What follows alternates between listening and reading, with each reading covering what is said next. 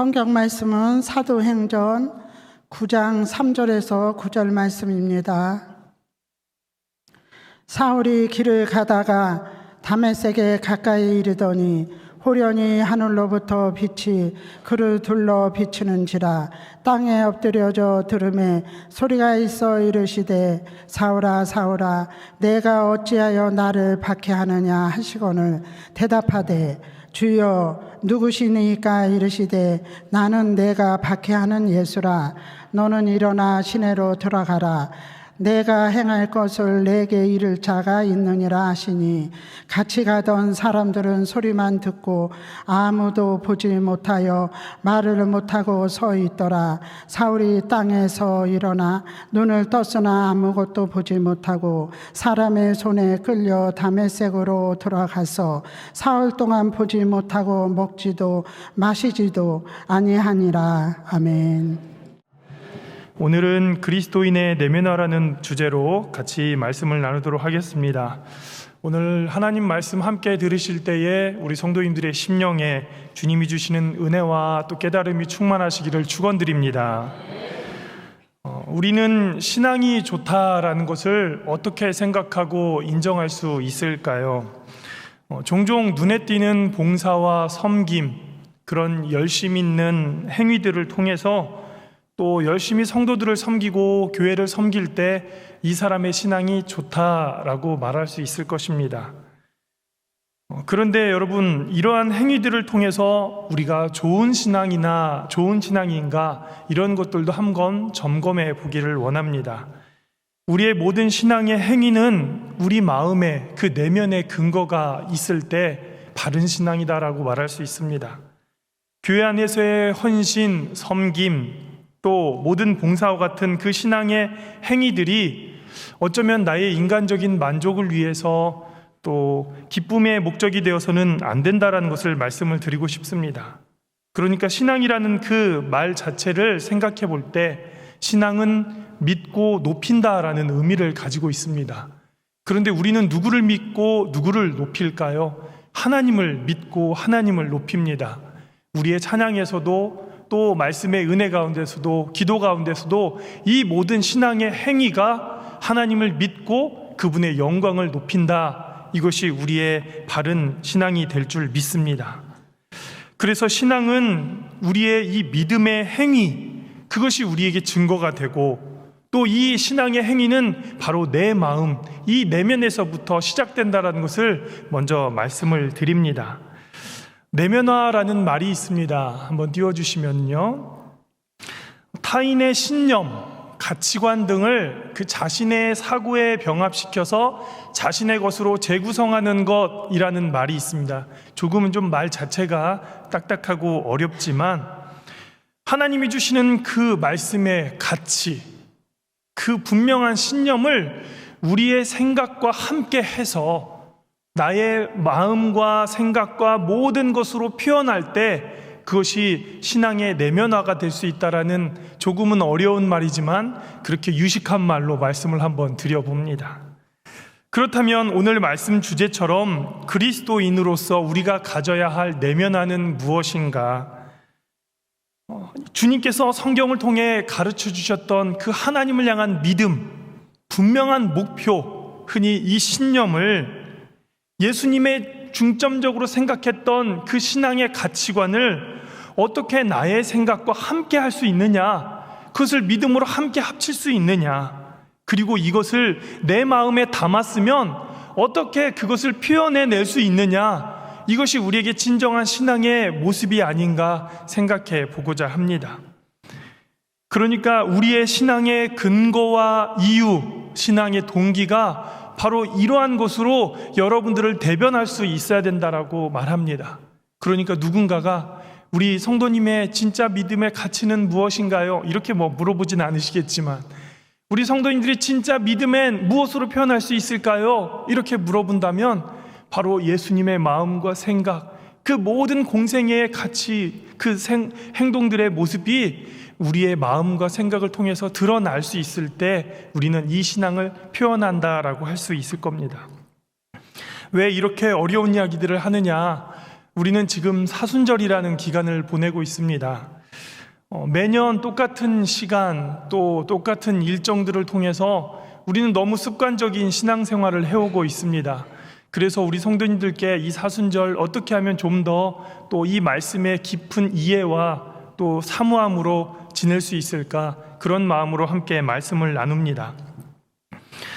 그리스도인의 뜻과 정신을 갖고 살아가는 사람들 중 우리는 이 십자가에 담겨진 복음의 의미들을, 이 은혜들을 갖고 살아가고 있는가, 우리는 이 사순절 기간 이것을 중점적으로 생각해 봐야 합니다. 오늘 말씀을 보시면 기독교 역사상 복음이 가장 멀리 전파될 수 있도록 큰 공헌을 한 사람은 단연코 사도 바울일 겁니다. 그런데 오늘 이 본문의 말씀은 그러한 사도 바울이 회개하는 장면으로 매우 큰 의미가 있는 그런 말씀이다라는 것이죠. 사울의 이 회심을 통해서 땅끝까지 복음이 증거될 수 있는 그 길이 열렸기 때문에 우리에게도 이 말씀이 이 신앙을 다시금 다잡고 변화될 수 있는 중요한 시기가 될 줄 믿습니다. 사울은 매우 똑똑한 사람이었습니다. 무식하고 맹목적인 그런 예수 믿는 핍박자가 아니었습니다. 행동하는 사람이었습니다. 자신이 옳다고 여기는 그 가치를 위해서는 고난도 기쁘게 감당할 수 있는 사람이었다, 그렇게 성경은 대변하고 있습니다. 그래서 누구도 그를 변화시키기 어려웠습니다. 누구의 말도 들으려 하지 않았습니다. 요즘 말로, 세상 말로 너무 잘난 사람이었기 때문이었습니다. 그러나 이 사람을 변화시킬 수 있는 분, 바로 오직 예수 그리스도 뿐이었습니다. 바로 그 예수님이 사도 바울을 만나 주셨을 때 그 사울이 변했다라고 우리는 볼 수 있었습니다. 다메섹으로 가던 그 길에 큰 빛으로 사울에게 임하고 하나님의 음성이 들렸습니다. 사도행전 9장 3절의 말씀을 함께 보시면, 사울이 길을 가다가 다메섹에 가까이 이르더니 호련히 하늘로부터 빛이 그를 둘러 비추는지라. 하나님의 은혜가 사울에게 비추었습니다.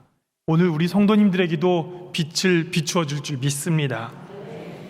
사울은 사리분별이 잘하고 무엇이 옳고 그른 사람인지 잘 알고 있었음에도 불구하고 그가 복음을 박해한 이유는 그 내면에 예수님을 만나지 못했기 때문이었습니다.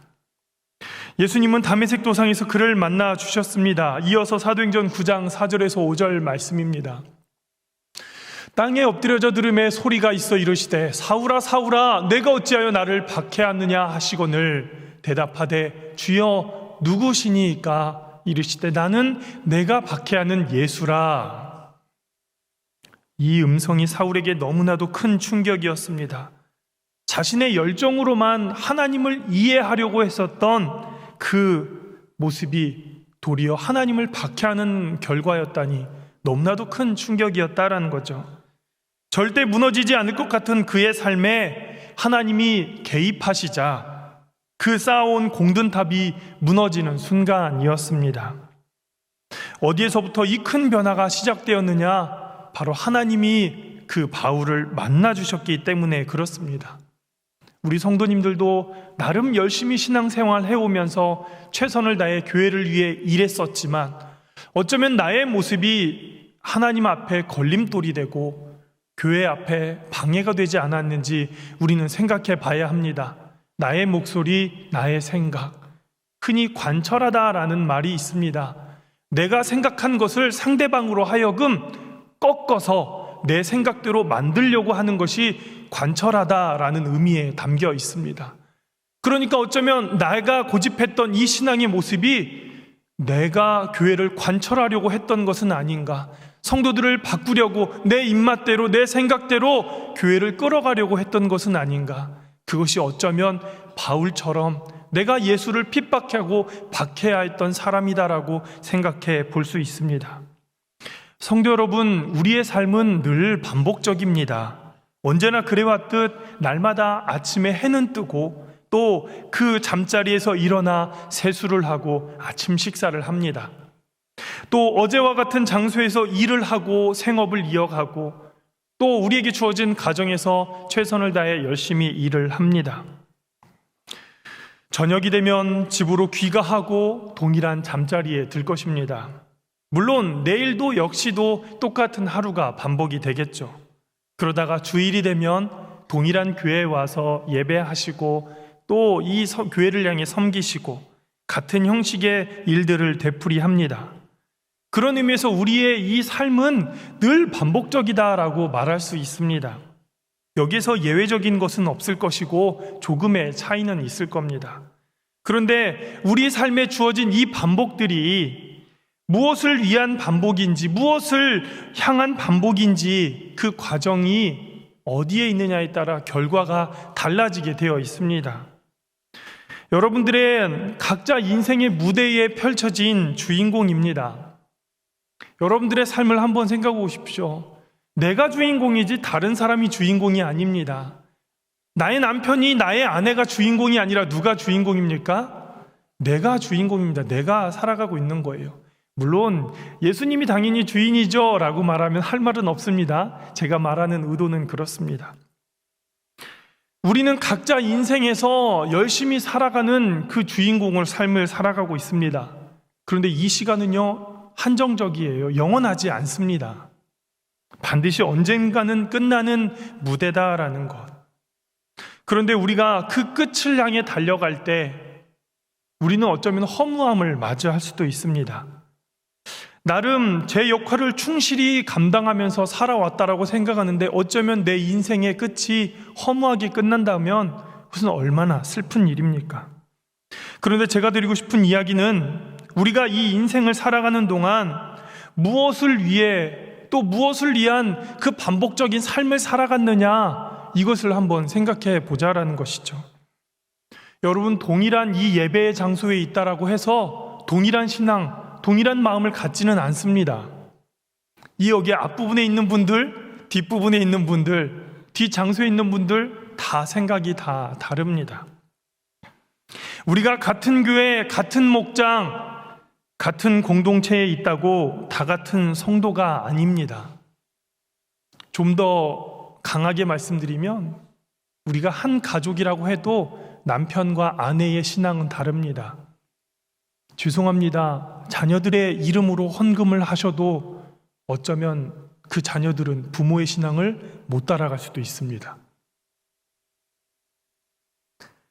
우리의 이 신앙의 중심은 같은 공간이 아니라 내 한 개인, 내 한 중심이 오직 주님과 1대1이기 때문에 그렇습니다. 우리가 가져야 할 이 신앙의 고집은 믿음의 이 자리가 아니라 우리 신앙에 있는 이 중심, 이 내면의 변화가 가장 중요합니다. 오늘 성경의 이 주인공인 사도 바울은 복음에 통해서 감옥에 있을지라도 그 심령이 그리스도로 내면화된 인물이었습니다. 말씀을 잠깐 보겠습니다. 우리 성도님들이 다 같이 좋아하는 말씀입니다만 힘이 되고 능력이 되는 구절입니다. 빌립보서 4장 13절 말씀입니다. 같이 한번 읽어보겠습니다. 시작. 내게 능력 주시는 자 안에서 내가 모든 것을 할 수 있느니라. 우리는 이렇게 힘이 되는 말씀을 좋아합니다. 저도 어릴 적 이 말씀을 늘 마음의 중심으로 삼고 외우면서 어려울 때 힘이 되곤 했었습니다. 그런데 가끔 우리는 내 마음대로 말씀을 해석할 때가 있습니다. 그러다 보면 신앙의 오류를 범하기도 하죠. 많은 사람들은 이 한 구절만 보고 그래, 내게 능력 주시는 자 안에서 난 뭐든지 할 수 있어 라는 그런 생각을 갖고 있습니다. 그런데 이 말씀, 이 생각이 틀리다는 것은 아닙니다. 그런데 놓쳐야 돼서는 안 될 부분이 있습니다. 우리는 이 성경의 말씀의 한 구절만 보면서 한 나무의 그루만 살펴볼 것이 아니라 말씀의 전후문맥, 모든 숲을 볼 수 있어야 하는 것을 알고 있습니다. 그렇지 않으면 이 성경을 내 입맛대로 내 상황에만 맞추어서 내가 하고 싶은 그런 신앙만 하기 때문에 그렇습니다. 빌립보서 4장 11절에서 13절까지 말씀을 조금 길지만 같이 보겠습니다. 내가 궁핍함으로 말하는 것이 아니니라. 어떠한 형편에든지 나는 자족하기를 배웠노니 나는 비천에 처할 줄도 알고 풍부에 처할 줄도 알아. 모든 일 곧 배부름과 배고픔과 풍부와 궁핍에도 처할 줄 아는 일체의 비결을 배웠노라. 내게 능력 주시는 자 안에서 내가 모든 것을 할 수 있느니라. 바울은 이 13절에 나와 있는 이 위대한 고백을 하기 전에 11절부터 12절까지의 이 중요한 상황들을 언급했습니다. 그것은 바울이 감옥이라는 공간 또 상황만을 보고 자신의 현실을 논한 것이 아니라 어떠하든지 내 상황이 어떠하든지 11절에 나와 있는 그 형편에서 자족하기를 배웠다라고 말하는 겁니다. 자족하다, 이 헬라어 원문을 살펴보니까 자기 스스로 충분히 만족한다라는 의미를 가지고 있습니다. 이 말은 자기 혼자서든지 무엇이든 만족하며 지낼 수 있다라는 것이 아니라 예수 그리스도를 통해서 자족함을 얻었다라는 겁니다. 예수님께서 주시는 우리의 가정, 지금은 어렵지만 그래도 감사함으로 이길 수 있습니다. 나의 직장과 사업, 더 하나님이 함께 하심으로 더 성장하게 될 줄 믿습니다. 작은 기쁨에도 우리는 만족하면서 이 자족함을 누릴 수 있다라는 것. 그래서 바울은 이미 이 사도행전 9장에 나와 있는 것처럼 살아계신 예수 그리스도를 만남으로 그 능력을 체험하고 그로 인해 어떠한 상황과 환경이 있을지라도 더 이상 영향받지 않는다라고 그렇게 말할 수 있었습니다. 이어서 빌립보서 4장 12절 말씀을 다시 한번 보면 비천에 처할 줄도 알고 풍부에 처할 줄도 알아 모든 일 곧 배부름과 배고픔과 풍부와 궁핍에도 처할 줄 아는 일체의 비결을 배웠노라. 주님을 따르는 과정에서 배고픔과 목마름, 추위, 이 육체적인 고통, 정신적인 고통, 수많은 시련과 고난 속에서 그 신앙에 있던 내면적 중심을 잃지 않았다라고 말하고 있습니다. 바울에게는 세상적인 풍요로움 또 어떤 외적인 환경이나 상황이 중요하지 않았다라고 말하고 있습니다. 그래서 내 안에 계신 예수님으로 인해서 내게 능력 주시는 그 예수님으로 인해서 나는 할 수 있다라고 하는 그 자신감을 고백했다라는 겁니다. 그래서 성도 여러분, 힘들고 어려운 그 상황 속에 내게 능력 주시는 자 안에서 내가 할 수 있다라는 그 믿음으로 승리하시기를 축원드립니다. 우리의 중심, 우리의 내면이 온전히 주님 앞에 있을 때 우리는 모든 일들을 감당할 수 있습니다. 우리의 중심이 어디에 두느냐, 내가 무엇을 위한 삶인지, 내가 누구를 위한 삶인지 깨달을 때 내가 이 신앙을 어떻게 끌고 가야 될지 우리는 다짐할 수 있습니다. 시선이라는 말이 있죠. 우리의 시선이 어디를 향해 있을까요? 관심을 갖는 곳에 가기 마련입니다. 하나님의 시선도 마찬가지입니다. 하나님은 성도들의 아픔을 향해 시선을 두고 있습니다. 우리 성도들의 아픔, 육적인 아픔, 모든 그 사업의 어려움들, 이것도 우리의 아픔이지만 하나님이 진짜 원하시는 그 시선이 우리가 어디에 있는지 우리는 늘 기도하면서 생각해 봐야 합니다. 성경의 많은 사람들은 예수님의 이적과 기사에만 관심을 갖습니다. 그러니까 예수님의 그 관심이 어쩌면 내게로 향해 있다라고 우리는 많이 생각합니다. 내가 신앙생활하면서 나의 삶에 예수님이 어떤 영향력을 끼쳤느냐, 이것에만 우리는 관심을 갖고 있다라는 거예요. 예수님이 내 몸의 질병을 회복시켜 주셨느냐, 예수님이 내 사업을 얼마나 나아지게 해주셨느냐, 예수님이 내 가정의 문제를 얼마나 해결해 주셨느냐, 우리는 이것에만 관심이 있다라는 겁니다. 어쩌면 성경에서 주님의 참된 능력은 오병이어나 또 물로 포도주를 바꾸는 사람들이 보고 신기해할 만한 그런 기적에만 국한된 것이 아니었습니다. 예수님의 참된 능력은 죽을 수밖에 없는 유일한 존재인 우리를 영원한 생명으로 건져주셨던 그 사랑에 있었음을 우리는 깨달아야 됩니다. 이것이 우리가 이 사순절을 보내면서 가져야 할 마음가짐입니다.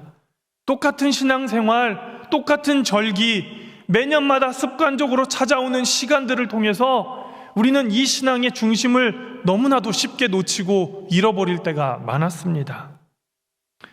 사랑하는 성도 여러분, 우리는 신앙생활 하기 어렵습니다. 솔직히 저도 어렵습니다. 신앙생활 하는 거 굉장히 버겁습니다. 신앙생활은 분명히 현실입니다. 신앙생활입니다.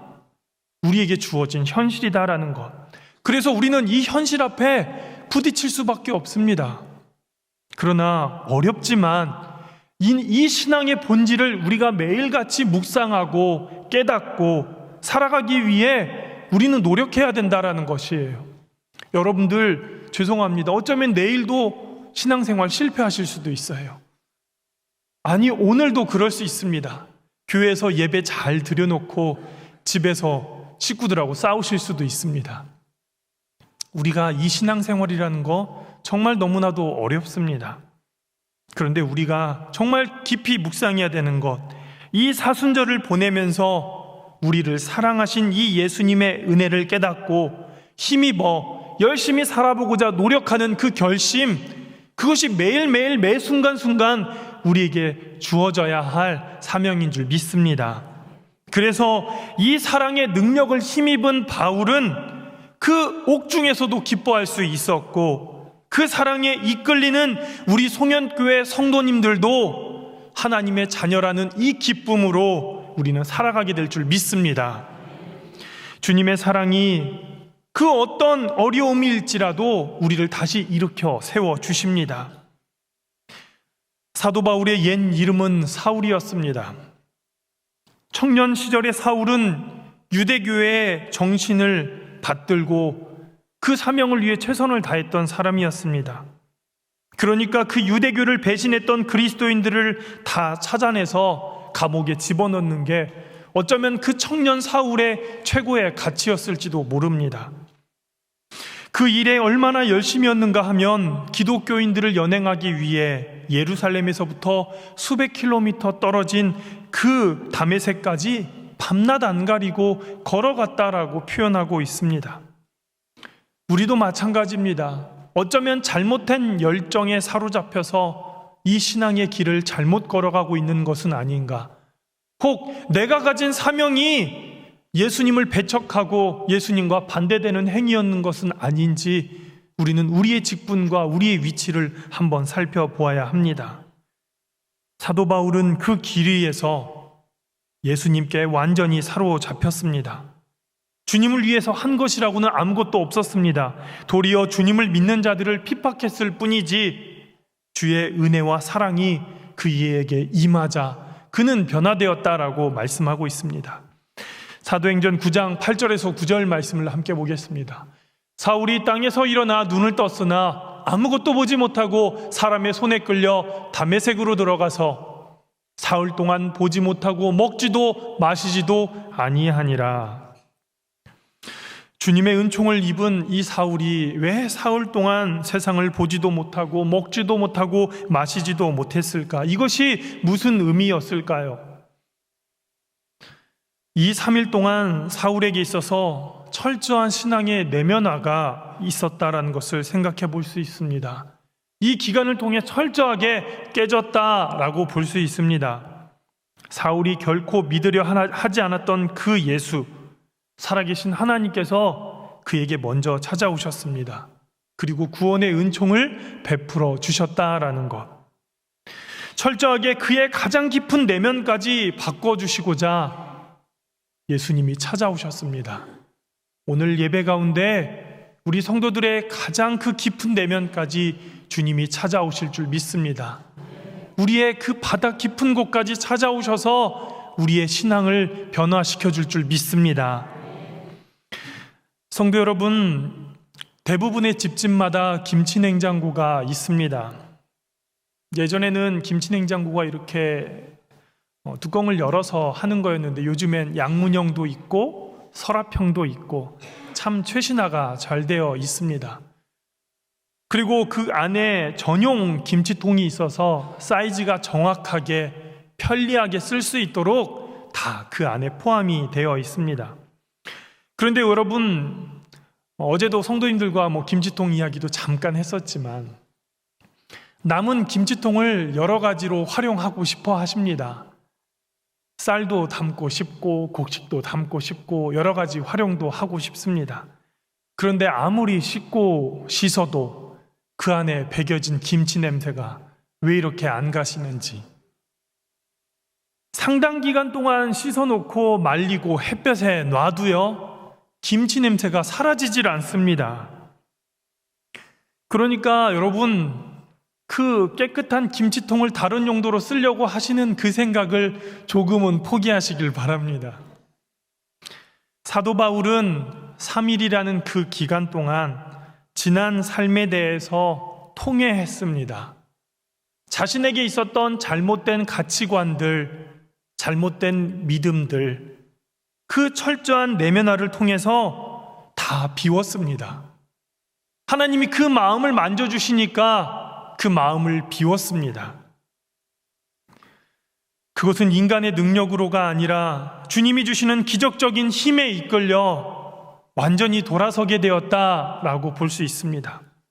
그렇다면 제가 아까 전에 말씀드렸던 그 내면화, 신념과 가치관을 새롭게 변화시키기 위해서 신앙의 내면화라는 말로 조금 더 확대 해석하자면, 예수님께서 우리에게 주시는 복음의 가치, 이 지혜의 본질을 하나도 훼손하지 않고 나의 신념과 나의 가치관에 병합시켜서 그것을 재해석해서 내 것으로 되게 한다. 이것을 신앙의 내면화로 조금 바꿔서 말씀을 드려봅니다. 쉽게 말해서 예수님의 가치, 예수님의 지혜, 예수님의 정신을 나의 마음과 함께해서 하나님이 내게 주시는 그 신앙의 모습들을 토해내는, 내 행위들로 표현해내는 그 모습을 우리 성도님들이 나타내시기를 바랍니다. 그래서 어디에 있든지 무엇을 하든지 나와 함께 하시는 그 예수님으로 인해서 우리는 이 신앙의 모습을 다시 새롭게 변화되어 깨어있는 신앙인이 될 수 있습니다. 우리가 예배드리는 것도 말씀을 보며 또 기도하고 전도하고 선교하고 봉사하는 이 모든 것, 날마다 주 안에서 살아있기 위함입니다. 주님이 주시는 그 생명, 그 사랑, 그 진리가 바로 이 사순절의 기간 동안 우리에게 증거되기를 소망합니다.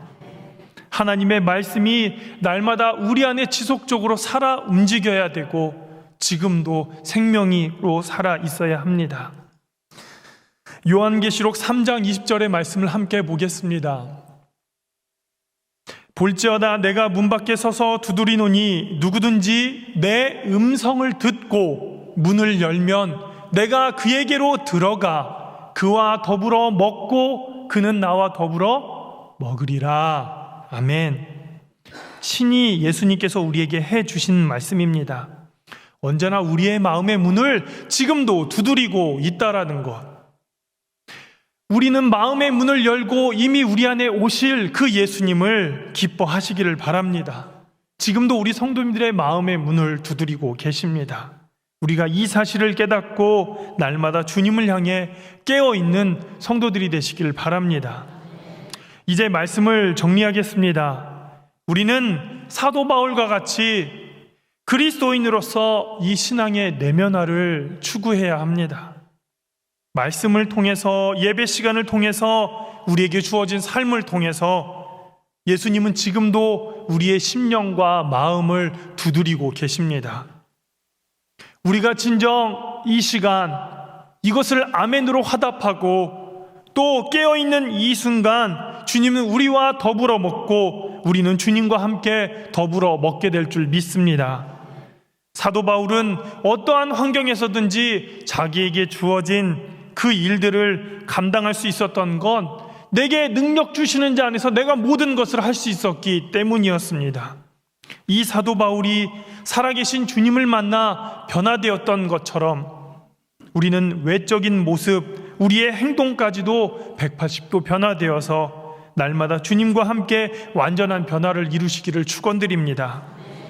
사랑하는 성도 여러분, 신앙생활 어렵습니다. 다른 게 어려운 게 아닙니다. 말씀을 들은 대로 살아가지 못해서 어렵습니다. 그러나 우리는 오늘 결단해야 됩니다. 해보시고 안 되시면 또 결단하시면 됩니다. 내일 실패하더라도 내일 새롭게 결단하시고 또 살아가 보려고 우리는 노력하면 됩니다. 하나님께서는 하나님의 방법대로 그 유대교의 사람 바울을 완전히 뒤집어 놓으셨습니다.